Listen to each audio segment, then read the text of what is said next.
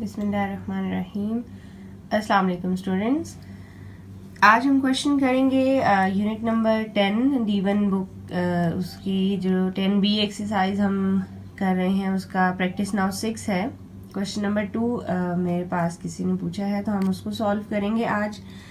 So let's see क्या है इस क्वेश्चन में। अब हमें क्वेश्चन ये दिया गया है कि इन फिगर, ये जो डायग्राम मैंने ड्रॉ की हुई है, इस डायग्राम में सिर्फ एक इंफॉर्मेशन उन्होंने दी है और वो ये है कि ए बी और ई एफ दो पैरेलल लाइंस हैं। ए बी और ई एफ दो पैरेलल लाइंस हैं। कहाँ है ए बी? ये ए बी लाइन है, ये ई एफ लाइन है। These both are parallel. ये जो एरोज होते हैं दीज इंडिकेट देयर पैरेलल, ठीक है। तो अब ये पैरेलल है और फाइंड हमने ये करना है बी। ये बाकी सब जो इन्फॉर्मेशन दी है ये रेलिवेंट इन्फॉर्मेशन है, इनको यूज करके हम लोग यहाँ तक पहुंचेंगे, बी फाइंड आउट करेंगे, बी एंगल जो कि मिसिंग है, ठीक है। तो मैंने इस डायग्राम में थोड़े से स्केच बना लिए हैं ताकि मैं आप लोगों को समझा सकूं कि हम ये क्वेश्चन कैसे सॉल्व करेंगे, ठीक है।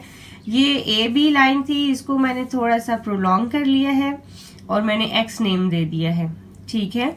उसके बाद ये पॉइंट सी है, इस पॉइंट पे भी एक पी क्यू लाइन डॉटेड यानी ड्रॉ कर ली है और ये लाइन भी ए बी के पैरेलल है। ये एरो इंडिकेट कर रहा है कि ये भी उसके पैरेलल लाइन है।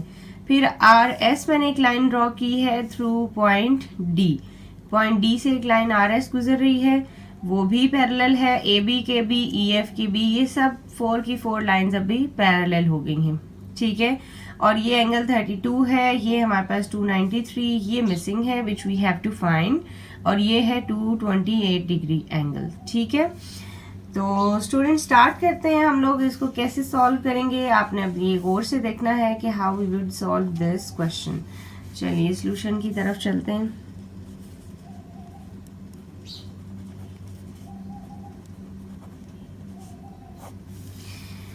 अच्छा स्टूडेंट्स, आप ये देखें कि सबसे पहले इजीली हम कौन सा एंगल फाइंड कर सकते हैं। We would start from the top, X A C, ठीक है। हम ये एंगल फाइंड करेंगे।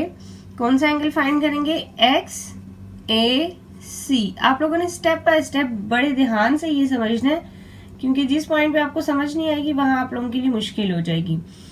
एक्स ए सी में कैसे फाइंड करूंगी? एक्स ए सी पे आप देखें कि एंगल कौन सा है। एक्स ए सी ये वाला एंगल होगा, ठीक है। तो अब ये एंगल अगर मुझे फाइंड करना हो तो मैं कैसे फाइंड करूंगी? मुझे, क्योंकि ये पूरा एंगल गिवन है, ठीक है। और आप देख सकते हैं कि ये एक स्ट्रेट लाइन है। स्ट्रेट लाइन मतलब ये पूरा ऊपर वाला एंगल कितना है? 180, ठीक है।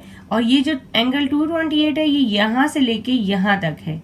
तो अगर मैं इस पूरे एंगल में से ये ऊपर वाला पोर्शन माइनस कर दूं तो ये एंगल आ जाएगा मेरे पास, यानी एक्स ए सी मेरे पास आ जाएगा, ठीक है।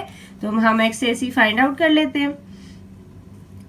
X A C is equal to 228 degree minus 180। तो ये आपके पास क्या आंसर आ जाएगा? 228 को आप 180 से माइनस करेंगे, 48 आ जाएगा, ठीक है। ये आपने अब एक्स ए सी फाइंड कर लिया है, ये एंगल फाइंड कर लिया है। बेटर है कि हम इसको इस डायग्राम में लिख लेते हैं कि ये हमारे पास 48 आ गया है। और स्टूडेंट्स, ये जो जो एंगल्स आपने फाइंड करने हैं ये आपने मार्क करके रखने हैं, ठीक है, ताकि आप लोगों ने, क्योंकि ये फर्दर आप लोगों ने यूज करने हैं, मैं इनको थोड़ा अंडरलाइन कर दूंगी ताकि हम बाद में इजीली चेक कर सकें कौन कौन से एंगल्स हमारे पास हैं। अच्छा, एक्स ए सी के बाद हम फाइंड करेंगे ए सी क्यू। ए सी क्यू, ठीक है।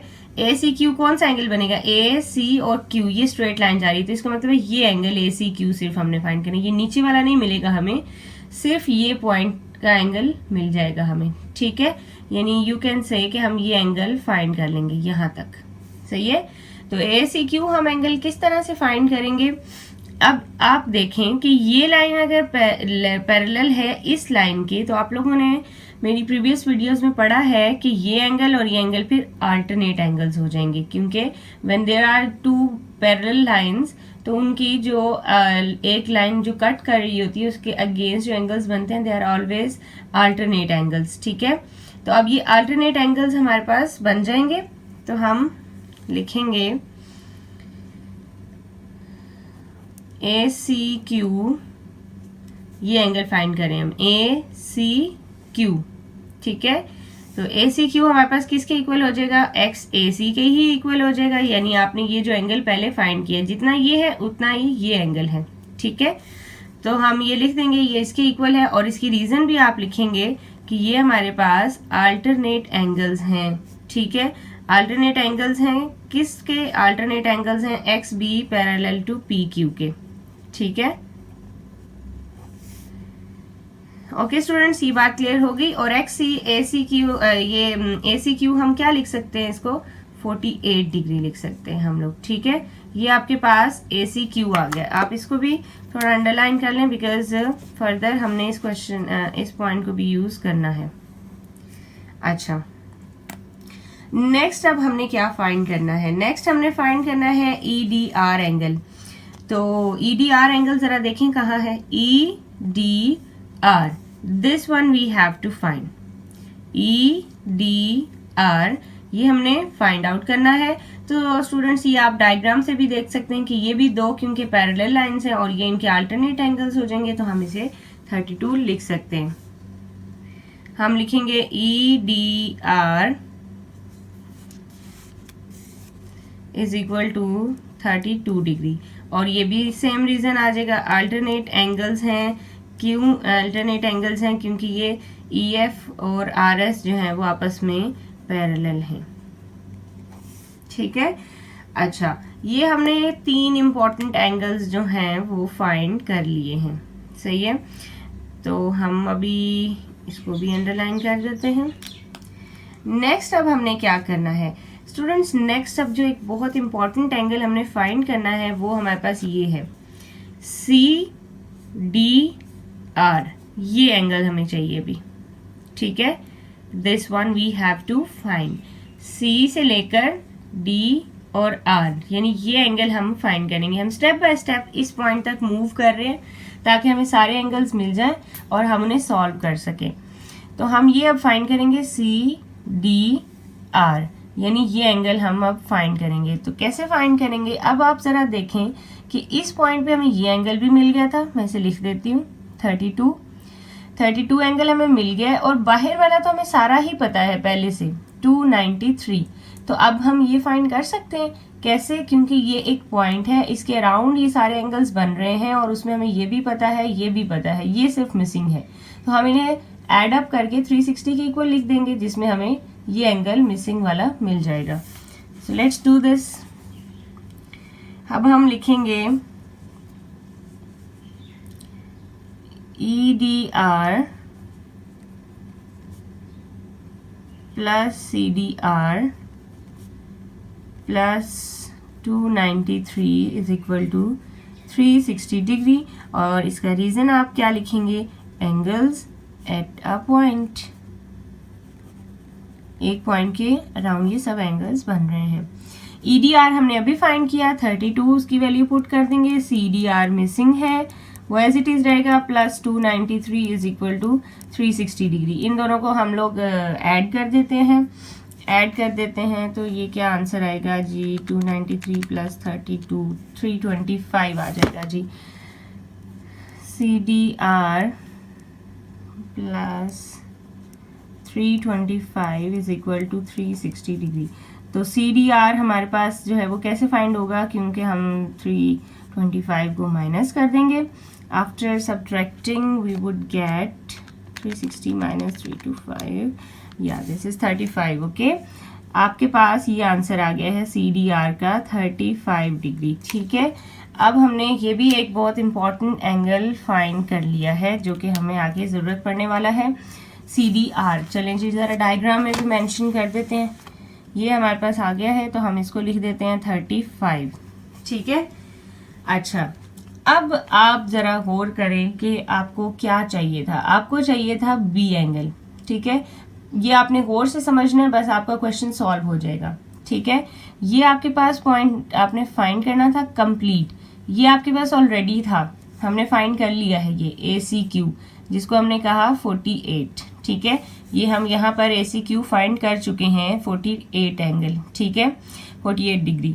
अच्छा, ये आपके पास पहले से है, ये आपने फाइंड करना है, ये भी अब आपको चाहिए, ठीक है, ये एंगल भी आपको चाहिए। तो स्टूडेंट्स, कैन यू गेस कि ये एंगल क्या होगा हमारे पास? डेफिनेटली ये एंगल भी 35 ही होगा, बिकॉज ये लाइन और ये लाइन पैरेलल हैं। तो अगर इस साइड 35 है तो इधर भी 35 होगा, ठीक है। तो हम यहाँ भी लिख देंगे कि DCQ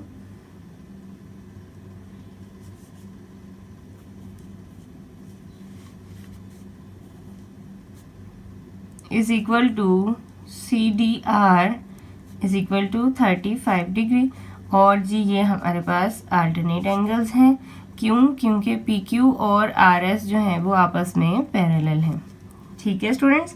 ये हमारे पास DCQ और CDR जो हैं वो 35 आ गए हैं, यानी कि अब आप लिख सकते हैं कि CDR हमारे पास इस एंगल के इक्वल था। कैसे इक्वल था? DCQ के, तो हम इसको भी 35 लिख देंगे। अब आपका काम बिल्कुल आसान हो गया। आपने क्या करना है, 35 + 48 + B इज इक्वल टू 360 लिख देना आपने, ठीक है जी। तो करते हैं हम इस तरह, B degree + 35 + 48 is equal to 360 degree, angles at a point. ये रीजंस आप लोगों ने ज़रूर लिखनी है सोल्यूशन में, इसके बगैर आपका क्वेश्चन इनकम्प्लीट हो जाता है। ओके जी, B + 35 + 48 क्या आएगा जी हमारे पास? 35 + 48 ये 83 आ जाएगा, इज इक्वल टू 360 डिग्री। और B आ जाएगा 360 - 83, 360 में से 83 हम माइनस कर लेते हैं जी, तो ये 277 आ गया, ठीक है जी। ये फाइनली आपका आंसर आ गया है। ये लें जी, ये पूरा क्वेश्चन आज हम लोगों ने इसका सॉल्व कर लिया है। ये आपके पास डायग्राम, ये आपके पास इसका सॉल्यूशन।